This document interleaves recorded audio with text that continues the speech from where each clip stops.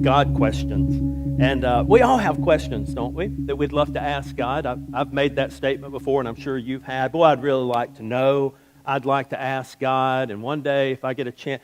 So we all have these God questions that we would love to ask God. And what we're doing in this series is we're going to look at some of those questions. We're going to look at some of those and unpack those and talk about them. Like last week, if you were here, we talked about, did Jesus really come to earth, live on this earth, die, was placed in a tomb 3 days, dead, and then come back to life again?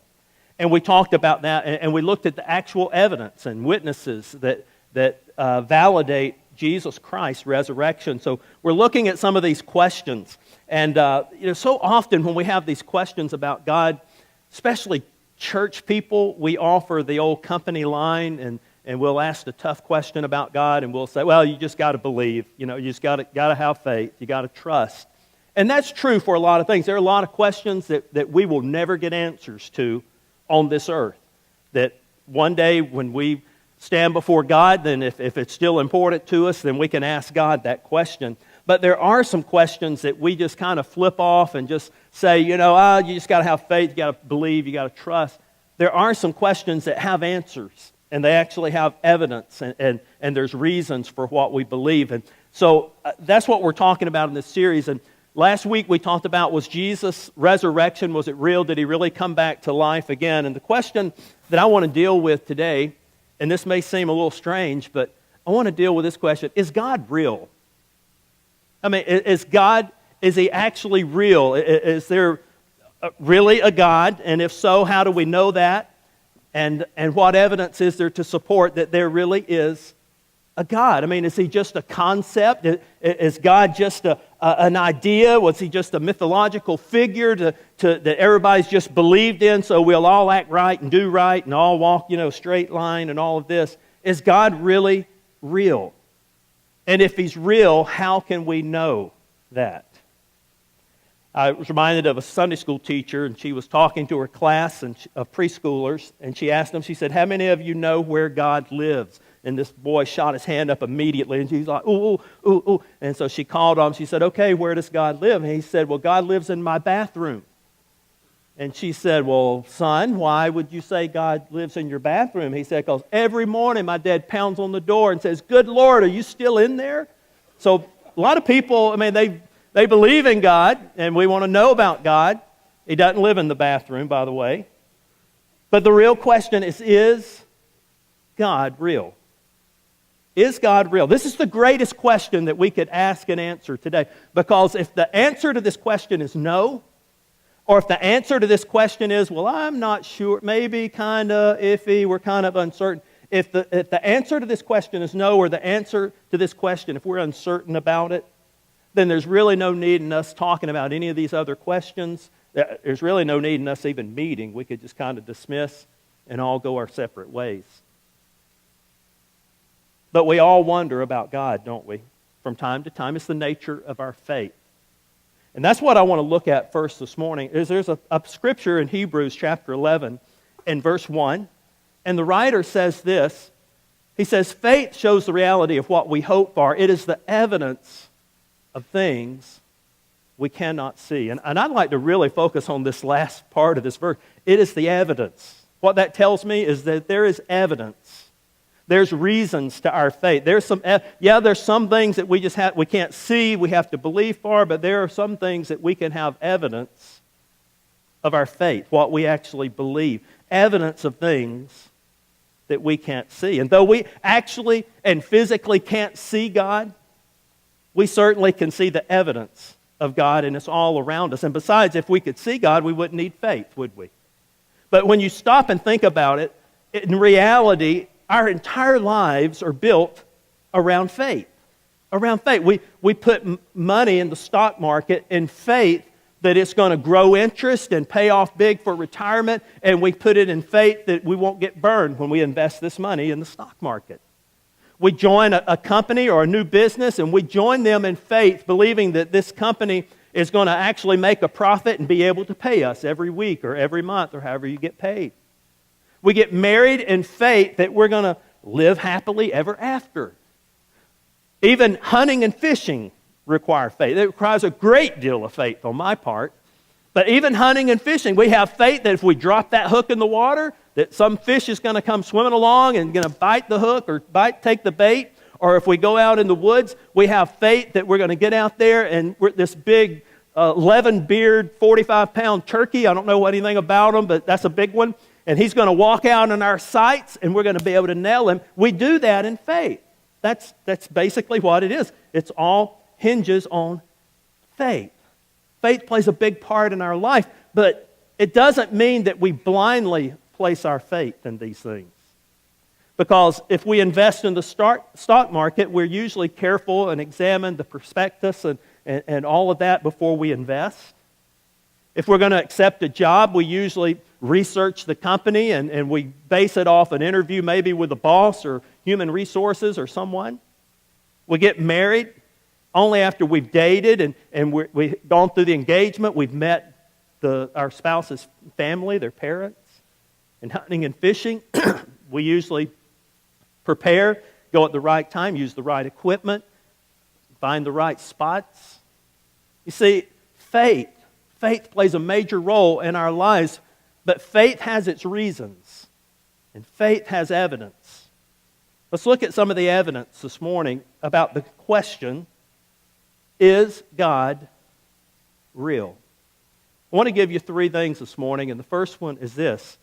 One of the evidence that God is real is the existence of stuff. The existence of stuff. I love the psalmist, Psalms chapter 8. He said, when I look up at the night sky and I see the work of your fingers and the moon and the stars that you set into place, what are mortals that you should think about them, or human beings that you should even care for them? Just a few chapters over, the psalmist said, the skies proclaim the work of your hands. This creates a huge problem for atheists because if nothing exists, then they don't have to explain anything. But the minute that we acknowledge that something exists, then we have to come up with a reason. We have to come up with an explanation for it. For example, this TV screen exists. I can touch it. It's here. You see it. It's visible. It's tangible. It didn't just appear. It didn't just create itself. It didn't just evolve, from maybe a little black and white 13-inch, and all of a sudden it evolved into this color flat screen. We see it. It's tangible. We know it. We can touch it. It didn't just appear. It was created. The watch that I have on my wrist, there was a team of people who created this watch and all the inner workings and details and how it functions and all that. When I look at this watch, it reminds me that that's something that was created. The cell phone that you probably have in your pocket or in your purse or that you perhaps may be playing with right now, I don't know. But that cell phone is real. It exists. It's there. You can touch it. You can see it. The seat you're sitting in, the building we're meeting in, the car that you drove to this service in is real. It exists. The food that you're going to eat when you leave here is real. It exists. The home you will go to, it's real. It exists. The lights in this room, they are real. You can see them. We experience them. It's real. They exist. Even the person sitting next to you is real. They exist. If you don't believe me, reach over there and pinch them. They will let you know very quick that they are real, that they're there. Okay, they exist. No, don't do that, please. These all exist. They're real, and therefore they were created from something or by someone. Even the universe. Now we're thinking big picture here. Even the universe exists. It's real. We live in it, we see it, we hear it, we feel it, we breathe the air of our universe, the plants, the stars, the galaxies, the solar systems, the black holes, all these things. Where did all this stuff come from? Now here's the principle we all understand. It's the nature of cause and effect. And that is, for every effect, there is a cause. For every effect, everything that exists, there's a cause. This TV, there's a cause. There's a reason this TV was built. There was people who designed it. There were people who put it together. There were people who made this TV happen. For every effect, there is a cause. So, first of all, there's the nature of stuff. exists, that stuff exists. The next one is the nature of stuff. The nature of stuff. Think about it. The universe is this huge, complex, marvelous, well-ordered place. For example, Earth is set just at the right orbit, at the right spin, and at the right tilt. If you tilted the Earth's axis just a few degrees one way, we would burn up. If you tilted it just a few degrees the other way, we would freeze to death. And since the Earth exists, since we know it's here because we're living on this planet, then we have to be able to explain it. Where did it come from? And one possible explanation is that it just self-created itself. It just made itself. It just like all of a sudden appeared and things started coming together and just stuff started swirling and all of a sudden we wound up with Earth. That's one theory, one popular theory. But that doesn't follow the logic because scientists who study this type thing, they tell us that everything in the universe is contingent or dependent. And what that means is that everything depends on something else in order to have its existence. Simply put, you're here because your parents existed. Your children are here because you existed. Everything that exists is dependent on something else. Trees, they need air, they need water, they need soil, they need sunshine. People need oxygen to breathe. Fish need water to swim in. Alabama needs Auburn. Auburn needs Alabama. Milk needs Oreo cookies, and Oreo cookies need milk. I mean, there's some things that they exist. You know it's going to be a part of it. Earth needs the sun. Earth needs the solar system. Earth needs gravity. Nothing we observe around us can be absolutely self-caused or self-reliant. In fact, we could take everything in the universe. Okay, we're thinking big picture here. We can take everything in the universe, draw a circle around it. All the galaxies, all the stars, all the planets, all the black holes, all the Milky Way, everything. We could take a circle and draw it around the entire known universe and put everything in this circle. And everything in this circle relies on something else for its existence. So how likely is it that all that we see originated with something inside the circle? I mean, if everything we observe is dependent and it is relying on something else and it is not independent, it has to have something else to cause it to exist. If everything we see in this circle is dependent on something else to exist, it leads us to ask this question: who or what is responsible for all these dependent objects or beings? And a thinking person, I would assume, would say everything that exists inside the circle must have come from something or someone outside the circle. So whatever is outside the circle must be independent, obviously self-caused and self-reliant, powerful, and eternal. Evidence that there has to be a creator. There has to be someone orchestrating all of these things. I love what Paul talks about in Romans 1. He said, "For ever since the world was created, people have seen the earth and the sky. Through everything God made, they can clearly see His invisible qualities, His eternal power, and His divine nature." And this is what I love. He says, so there's no excuse for not knowing God. So we have the existence of stuff. We have the nature of stuff. And then this third one is we have our sense of right and wrong. We all carry a sense of right and wrong. Anthropologists tell us that this is a universal phenomenon, that morals vary from people to people and culture to culture, but every person has morals. Every tribe has a set of morals. Now here's the interesting part. How many of you would ever say that you have done something that you believed was wrong? And some of you just committed that right now because you're not telling the truth. How many of you, you've done something that you believed was wrong? You betrayed your own sense of morals. And anthropologists tell us that this is also a universal phenomenon, that all people admit they have within them a moral standard, and that we haven't lived up to their moral standard, because their moral standard is actually a little higher and above where they are. So how do we explain that? How do we explain that within us there's a sense of morals that is beyond us? And if we really think about it, the most reasonable explanation is our morals were not self-invented. They came from a higher source.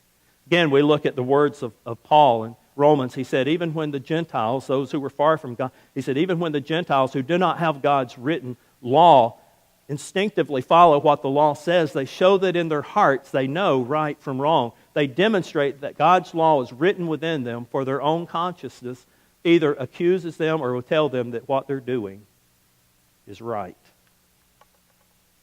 So the evidence would lead us to believe that the universe was created by an uncreated creator who was self-empowered, eternal, who is smart, creative, thoughtful, cares about his creation, one whose morals surpass ours. And you put all of that together and you have an eternal, powerful, smart, loving, beautiful, moral creator. And to me, I don't know about you, but that sounds an awful lot like a working definition of God. I mean, what's the alternative? That everything exists, everything that exists is just random? That everything that's here was just caused by some cosmic accident or cosmic interaction, or that it was from goo to you by way of the zoo, or whatever you believe? I would agree and argue with the fact that it takes more faith to believe there is not a God than it does to believe there is a God. And what's interesting to me is that the Bible doesn't try to debate it, it doesn't try to defend or answer the question, is there a God? In fact, you go to the very first book of the Bible, Genesis 1:1, and it starts with this: in the beginning, God. Doesn't say, in the beginning there might have been, or in the beginning we were trying to figure out. He just simply states the fact. He says, in the beginning, God. That's where it all started, God. In the beginning, God created the heavens and the earth. It doesn't attempt to defend Him. It doesn't attempt to prove He exists. It simply states an overarching truth that there is a God. And then from Genesis all the way to Revelation, the whole Bible is just giving us a glimpse of who He is and His creativeness and His power and His greatness and His nature and His plan for man and His plan for creation. So why do we need to answer this question, is there a God? I think theologian A.W. Tozer, he said it best when he made this statement. What comes to mind when we think about God is the most important thing about us. What comes to mind when we think about God is the most important thing about us. Why? Because how we answer this question, is God real? That determines our picture of God, our understanding of who He is. And once we have a picture of God, and once we have this idea of who He is and what He does, that will drive everything that we do and everything that we are. In other words, we could state it like this: our belief about God will determine who we become and how we live our lives. Our belief about God will determine who we become and how we live our lives. In other words, when we get it not just in our head, well, yeah, I know there's a God. I know God is God. He said, when we get it from our head, what we know, to our heart, what we believe, he said, then it will begin to change our lives. And the problem we have today is there's a lot of people that know about God, but do we really believe in God? Do we have this knowledge of Him, but it forms a picture of who He is and what He's about, and suddenly our lives begin to change because we believe there is a God. Now, if time permitted, there was so much more evidence that we could talk about. We could just talk about the human body. and how it is formed and shaped and the inner workings and parts of the human body and the anatomy. And that alone, to me, is just evidence that there is a Creator, there is a God who put this body together and formed this body. We could talk about His Word, the Bible, where He describes Himself, and we're going to get into that next week. Is the Bible actually true? I mean, how do we know that? How do we know it's just not a book? How do we know somebody just didn't sit down and say, oh, that sounds good, let's put that in there? How do we know the Bible's actually true? He tells us about Himself in His Word, but the number one, the greatest evidence of God's existence is that God showed Himself to us by coming to earth in the form of a human being, Jesus Christ, Emmanuel, which meant God with us. Why would God do that?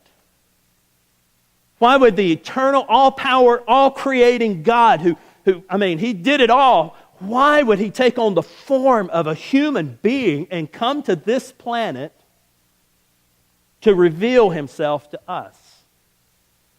Why would He do that? Because He loves us. Because He loves His creation. The Bible says the distance between God and man, it didn't happen because God moved. It happened because we moved. We moved. We moved from God. We said, there is no God. We're self-made. We don't need those rules and restrictions. We don't need His input. I'm doing fine just by myself. We said that, and God said, I love you. I created you. I designed you. You're here for so much more than just to live out your days on this planet. There is a reason you're on this earth. You were made for a relationship with your Creator. So the question I would like to just kind of stick in our hearts and our minds this morning is this question here. Why keep living our lives as though there is no God?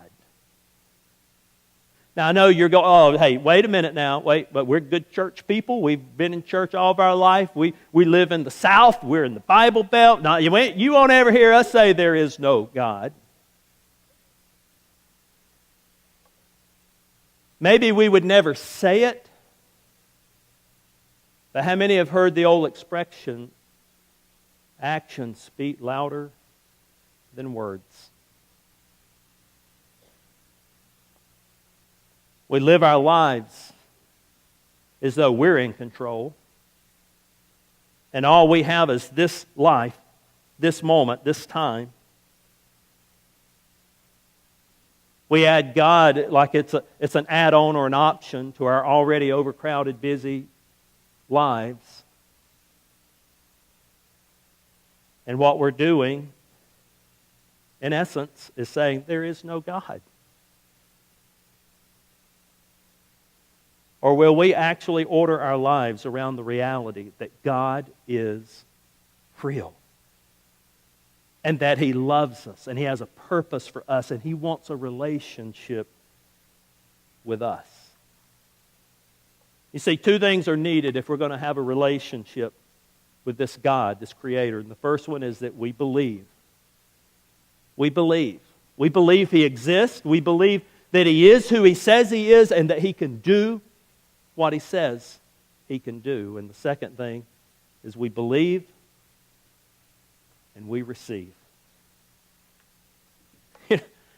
You would think the Creator, you would think the God of the universe, the one who spoke and everything came into existence, that He would say, hey, if you want a relationship with me, then here, let me give you a list of requirements and an application, and here's all that you've got to do and in order to have a relationship with me. But He made it so simple. He said, hey, if you want a relationship with me, just believe.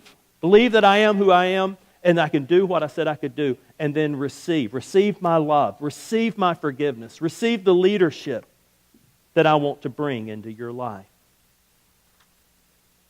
So as we get ready to leave, I want to ask a few more questions, probe just a little bit more. How many of you would say, yes, the evidence that God exists, the evidence makes sense. That yes, God probably does, He does exist, and we can see that through the stuff that He's created. We can see it in the nature of the stuff that He's made, and we kind of know in our heart right from wrong. And yeah, we would say, yes, we believe the evidence that God is real. How many of you would be willing to admit that if God exists, He probably knows a lot more about me than I do?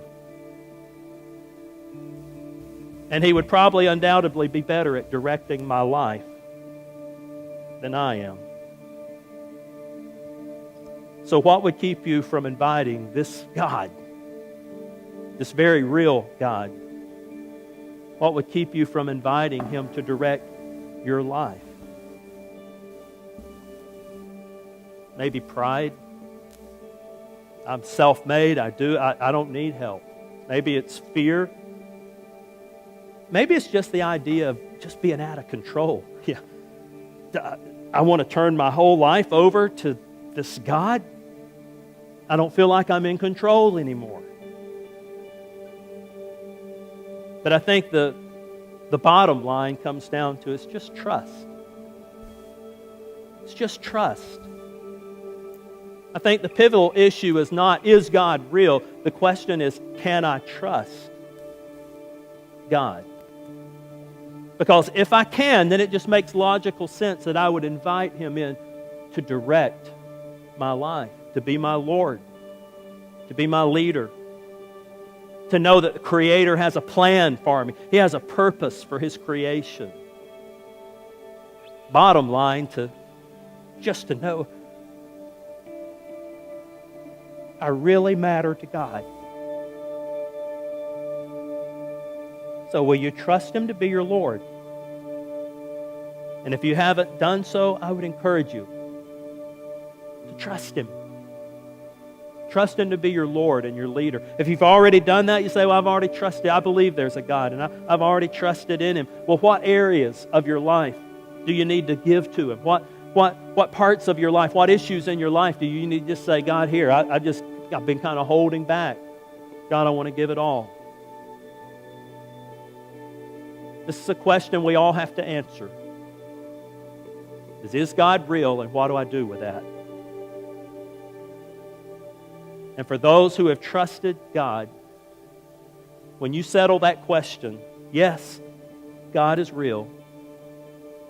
I believed, I received, then the most natural response to that is worship. Is to worship. Why do people stand around here and sing? Why do people lift their hands? Why do some people just stand quietly? Why do some people, tears run down their cheek? It's because of our response to a very real God whom we've believed and whom we've received. I want to pray for us, and then